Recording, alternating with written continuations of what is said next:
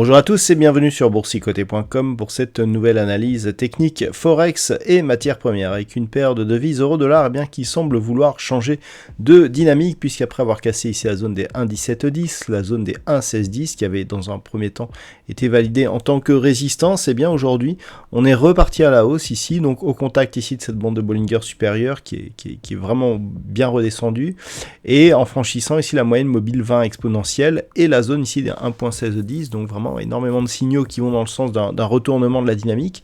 Donc il va falloir surveiller ça. L'objectif qui était lié à une extension de Fibonacci ici à 1.1512 n'a pas été atteint, mais je dirais que tant que l'on ne revient pas au moins sur cette zone intermédiaire ici des 1.1663, eh bien cet objectif reste toujours possible.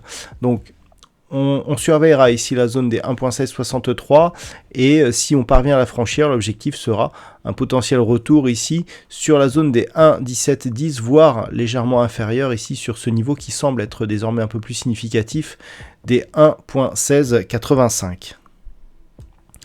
Sur la paire de devises livre sterling contre dollar américain, eh bien on revient ici au contact de la zone des 1.3615. Alors cette zone elle est très importante, on avait ici de nombreux contacts sur ce niveau, notamment ce fameux niveau des 1.3615, et donc suite à la forte cassure que nous avons connue la semaine dernière, eh bien il fallait surveiller ici si ce retour permettait à cette zone horizontale de s'imposer comme zone de résistance. Alors pour l'instant ce n'est pas trop le cas, on peut voir en tout cas qu'on a ici une dynamique pour venir au contact, mais que dès que l'on a contact, même si on dépasse un petit peu, eh bien, on se stabilise autour de cette zone. Donc pour l'instant, ça va plutôt dans le sens d'une transformation aussi de support vers résistance.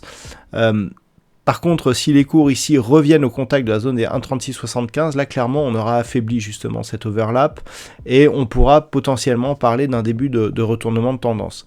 Quoi qu'il en soit, actuellement, la zone des 1.3615 reste résistance, donc on reste dans un rebond qui est potentiellement technique et qui peut s'inclure dans une poursuite de dynamique baissière. Si les cours venaient à recasser ici la zone des 1.35, on pourrait s'attendre à une accélération sur de nouveaux points bas sur cette paire de devises. Sur l'or, il semblerait que l'on ait aussi une reprise donc d'une ancienne zone horizontale, la zone des 1758 $ l'once qui agissait plutôt comme résistance, même si elle semblait un peu friable, eh bien a été recassée. On réintègre donc ce range entre 1758 et 1781. Il n'y a pas énormément de dynamique sur l'or actuellement, le fond de tendance est quand même assez horizontal. Donc pour l'instant, tant que l'on est dans ce petit range, eh bien ça reste neutre à tous les étages. Il faudrait vraiment ici revenir au moins en contact des 1833 $ l'once pour espérer reprendre un petit peu de directionnel. Donc totalement neutre sur l'or, quelle que soit l'unité de temps.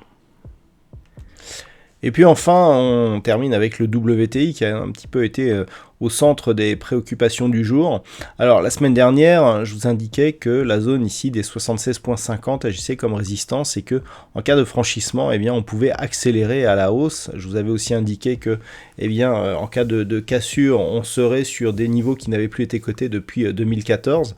Eh bien ça y est, c'est le cas. On était resté ici au-dessus des 75 $ le baril. Donc cela laissait plutôt présager à une reprise de mouvement haussier. Alors on a été aidé par l'OPEP donc qui se réunissait et qui ont décidé donc d'une augmentation de la production de pétrole, mais une augmentation qui s'est révélée moins forte que ce qui était attendu. D'où en fait cette hausse du baril qui s'est répercutée sur les indices, puisque cela précipite un petit peu la perspective d'une relève des taux, puisque cette hausse des énergies qui s'accompagne par d'autres énergies pourrait nourrir une inflation beaucoup plus durable que ce qu'elle n'est actuellement.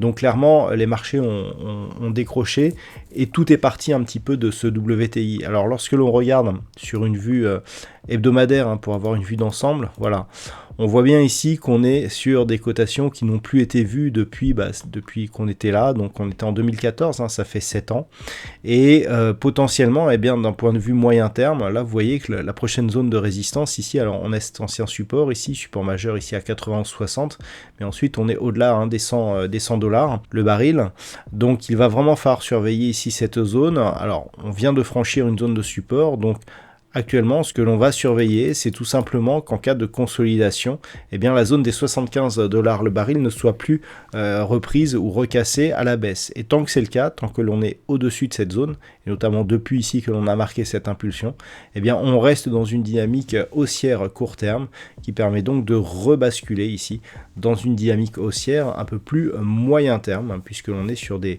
niveaux de cotation qui n'ont plus été vus depuis 7 ans maintenant. Donc on peut s'attendre à une poursuite du mouvement pour que des forces internes aient pu permettre de faire remonter le pétrole à ces niveaux. Donc prochains objectifs, d'un point de vue moyen terme, on peut viser la zone des 85,50 $ le baril. Voilà donc ce que l'on peut dire sur cette analyse technique Forex et matières premières. Je vous souhaite une bonne soirée et on se retrouve donc dès demain pour d'autres analyses techniques, toujours sur le site boursicoté.com.